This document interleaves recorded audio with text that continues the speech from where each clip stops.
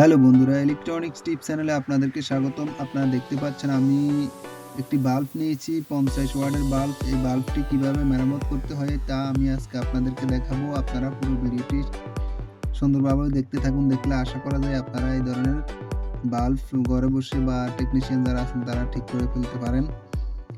এখন এই যে আমরা সিরিজ লাইন দিয়ে তারপরে বাতিটি চেক করব, কারণ ডাইরেক্ট লাইনে ব্যবহার করলে যে কোনো দুর্ঘটনা ঘটতে পারে নতুনদের জন্য আর কি। এখন আমরা সিরিজ কানেকশন নিয়েছি, এই দেখুন আমরা যখন একসাথে করতেছি তখন বাতিটি জ্বলছে। বন্ধুরা, এখন আমরা এখানে এই লাইটটি চেক করতেছি কিন্তু লাইটটি জ্বলছে না। এখন আমরা এই লাইটটি খুলে নিব। এই লাইটটি খুলে আমরা নতুন একটি সার্কিট দিব, তাহলে আমাদের বাতিটি পুনরায় আবার জ্বলবে।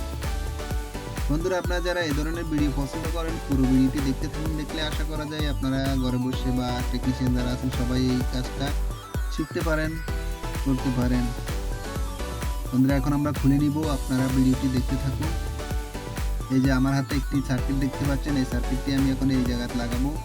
লাগালে আমাদের বাতিটি পুনরায় আবার জীবিত হয়ে যাবে।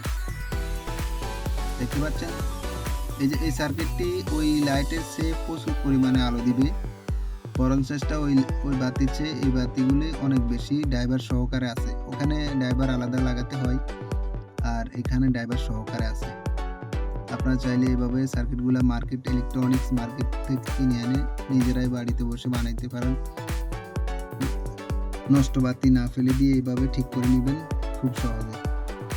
আপনারা যারা এই ধরনের ভিডিও পছন্দ করেন ভিডিওতে একটি লাইক দিতে ভুলবেন না। চ্যানেলটি সাবস্ক্রাইব করে রাখুন যাতে করে নিত্য নতুন ভিডিও আপনারা পেয়ে যান। চলুন বন্ধুরা, আমরা এই লাইটটি খুলে নিয়ে তারপরে কাজটি শুরু করি।